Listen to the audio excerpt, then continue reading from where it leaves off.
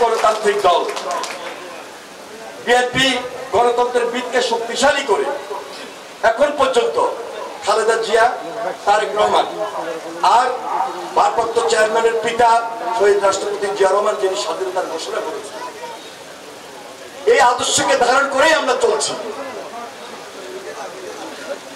আর তাই এই সংগঠনটাকে, এই পরিবারটাকে মানুষ এমন ভাবে গ্রহণ করেছে স্বাধীনতার পর থেকে এখন পর্যন্ত বাংলাদেশে অন্য কোনো পরিবার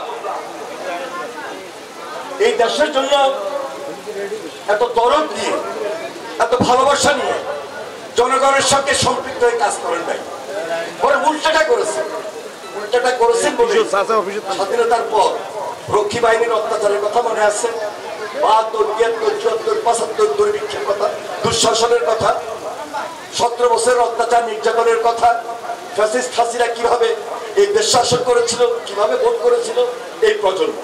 ভোট দিতে দেয় নাই, ভোটার করে নাই, ভোটের ব্যবস্থা করে নাই, না করে জোর করে ক্ষমতায় ছিল। আজকে ফ্যাসিস্ট পালিয়ে গিয়েছে, কিন্তু ষড়যন্ত্র শেষ হয় নাই। একটা নির্বাচনের প্রত্যাশা করছি, প্রত্যাশার জায়গা থেকে দাবি এত বেশি সরকারের কাছে। আমরা মনে করছি যে এপ্রিল মাসে ভোট হইলে ভোটার মধ্যে যে আমাদের প্রচারণা আসলে হয় না, এবং তখন পরীক্ষা, তখন জট তুফান। আমরা আশা করছিলাম সরকারের কাছে যে ভোটার আগে ভোটটা হয়ে যাবে। আমার মনে এটা বিবেচনার দাবি রাখে, সরকারের চিন্তা করা উচিত। আমরা আজকে শুনেছি যে আমাদের বর্তমান যে অন্তর্বর্তীকালীন সরকার, তিনি যুক্তরাজ্যে গিয়েছেন, পত্রপত্রিকা এসেছে, হয়তোবা আমাদের ভারপ্রাপ্ত চেয়ারম্যান যারা তারেক রহমানের সঙ্গে তার সাক্ষাৎ হতে পারে। আনন্দের জিনিস, বাংলাদেশের গণতন্ত্রের জন্য এই ধরনের যদি একটা বৈঠক হয়, খুব স্বাভাবিক কারণে আমরা জনগণ উপকৃত হব, বাংলাদেশ উপকৃত হবে।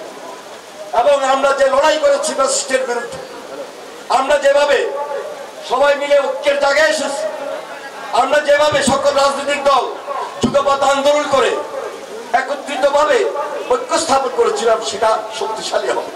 তাই একটা সুদৃঢ় ঐক্য বাংলাদেশে এই মুহূর্তে প্রয়োজন।